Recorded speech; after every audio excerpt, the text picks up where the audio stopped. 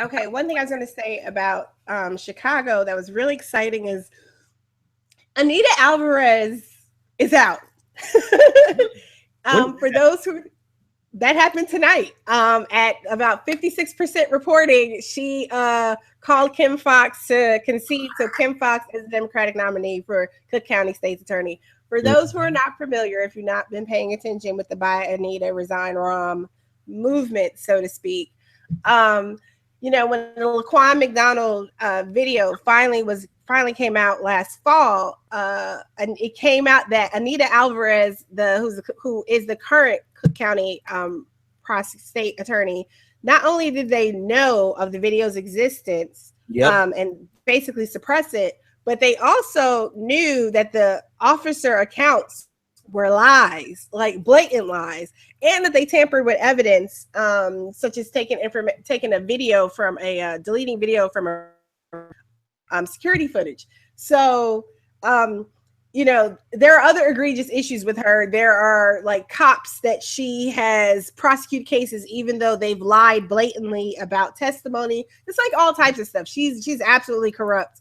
And there has been this huge movement. I mean, I was seeing pictures all day of people dropping like banners off of the elevated train, the L, from Chicago, the L. People dropping banners like "Buy Anita." That's been the hashtag or whatever. And so that was a positive out of Cook County today, has been that Kim Foxx has triumphed over Anita Alvarez. So we'll see if she's an improvement. I know that's the person that everybody was pushing for because, Anita Alvarez has been so crooked. Yeah. And so many issues and so many levels. So hopefully, so that's an upside. Going forward. Closing. Listen, I don't know how do you support in Illinois? Because you have Chicago, you have I think one other major city in Illinois. I can't even think of the name of it. Springfield, thank you. And then everything else is kind of rural, rustic, backwards. But so what happens in Chicago is very pertinent to what happens in the entire state. Mm-hmm. How do you support Rahm Emanuel or anyone who supports Rahm Emanuel or anyone that Rahm Emanuel endorses? How do you support them whatsoever? So it's very interesting what happened, right? Because going back to some of the stuff from earlier today, right? Bill Clinton was visiting polls again, and apparently Hillary Clinton was doing the same thing in North Carolina. And whether they technically weren't quite within the limit or whatever, the fact that a presidential candidate, a candidate spouse is at a polling location talking to people, whether they're 100 feet away or not, like that should just not be okay. Like right. You have no other intention other than to influence the vote of those people. But what was interesting today was in Chicago, President Clinton, Cook County Board President Tony Preckwinkle, Kim Foxx, who's running. So even though Hillary Clinton is supported by Rahm Emanuel and Rahm and Anita are connected for a lot of people in terms of corruption and other issues in Chicago Metroland, the Chicago establishment supported Kim Foxx against Alvarez. So how have we been able to separate out, this support? Let's do something real quick. I want you to get your mouse and I want you to scroll over go to the settings, the gear. Click on the gear. Oh, okay. And I want you to scroll down. You should see where your microphone is. What does your microphone say right now? Blue Yeti Pro. Oh, so you are talking through the Blue Yeti? Pull the Blue Yeti a little closer to you. Okay. Because I'm getting a lot more of the room. I meant to do this like an hour ago, but I was okay. Yeah. Oh yeah. There you go. You got to get it closer. You see how close it is to my mouth. You can't be scared of the imagery of what it looks like. It's huge. But anyway, it's huge. But anyway, so Chicago is an interesting dynamic. I know there's been a lot of freaking out and stuff on Twitter and Facebook because of the sample ballot went out with only Hillary Clinton's name on it from the Cook County Dems. It's like all these different issues, all these different layers and stuff going on. And hopefully what was done, hopefully the Rahm, connection is enough. Yeah. To help finally tilt it. But we'll see, because Chicago also elected Rahm a second time, despite all the issues from his first term. So I'm gonna pull a Roland Martin on Chicago, right?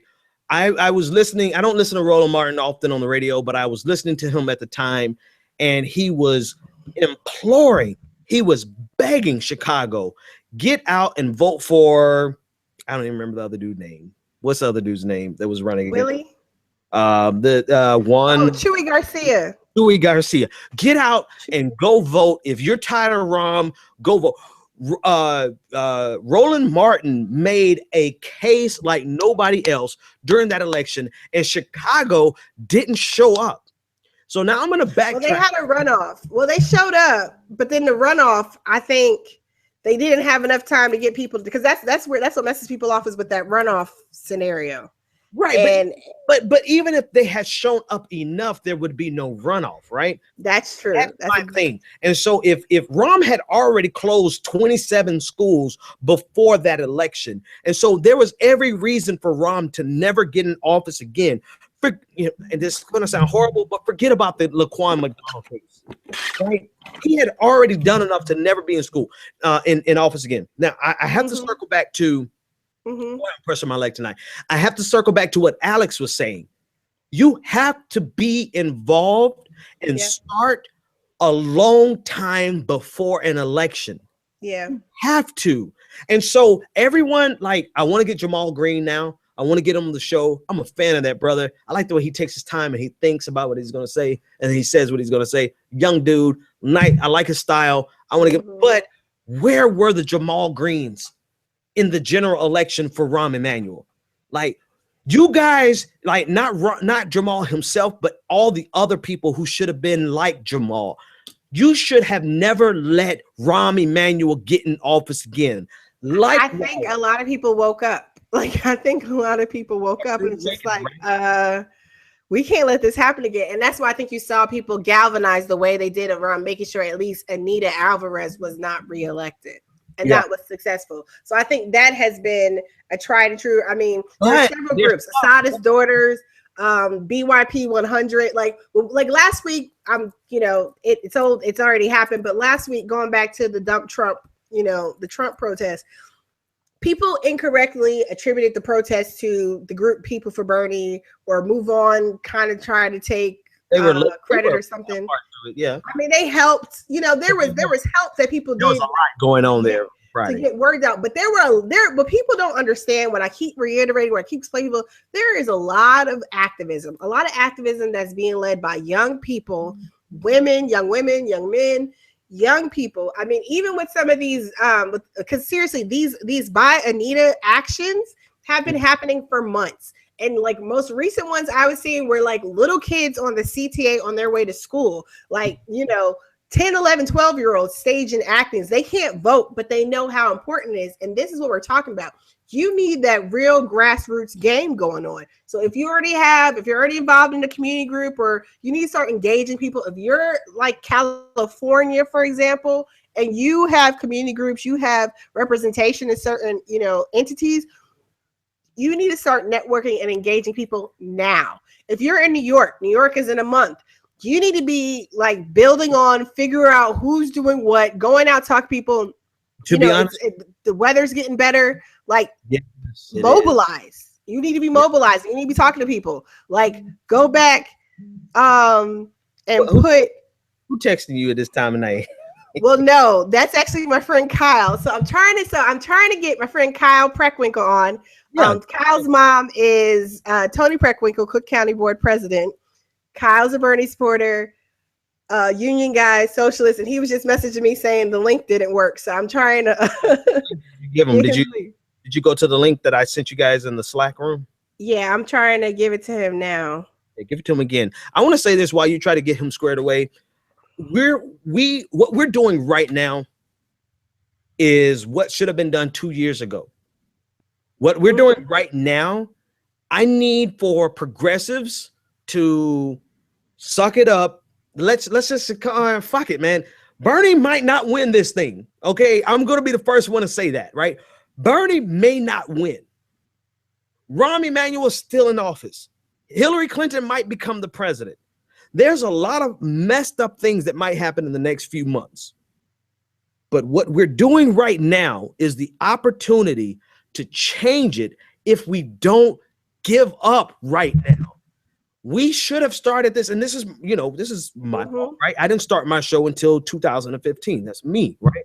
I didn't get out there and start into 2015, but we have a rallying point, right? We have the progressive army, right? We have this concept. We know what progressivism is. We know what we're fighting against. We know that Hillary Clinton, if she wins, she's still not a progressive. I don't care what her fans say. She's not a progressive. So we might as well, we can stand against what Hillary Clinton is trying to do, just like we would stand against what a Donald Trump would try to do.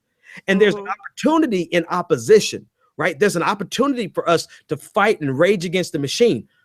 But if we give up hope because it didn't work out the way we wanted it to work out, and if we just throw in our cards and go back to gaming, throw in our cards and go back to our corporate jobs, throw in our cards and say, we tried, but it didn't work, or we get mad and do absolutely nothing, then we will be 4 years from now trying to cobble together a movement to fight against an establishment that has been planning since 2016. Well, when you're talking about, I mean, they've been planning. I mean, we saw that there are articles and pieces talking about 2013, 2014, 2012. Hillary Clinton and the Clinton machine were paving over the way for South Carolina to even be possible many, many years ago. Something that was really interesting that just got sent to me via Twitter was that the counties where the precincts where ballots were running low, or they ran out of ballots, I guess, in Ohio, were actually precincts that were Bernie leaning.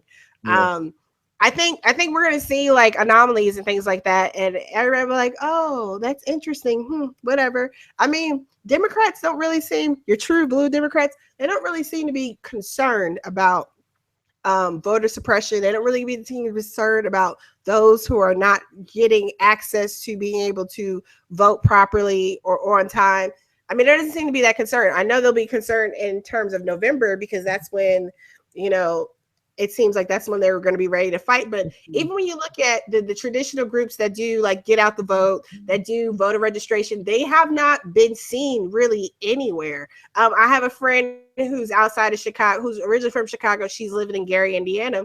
She's been all gung-ho, like, I want to get involved, I want to do stuff in my community. And she's gone to the Black churches in her community. She's like, okay, well, can we do voter outreach? Can we do voter registration? They're all like, no.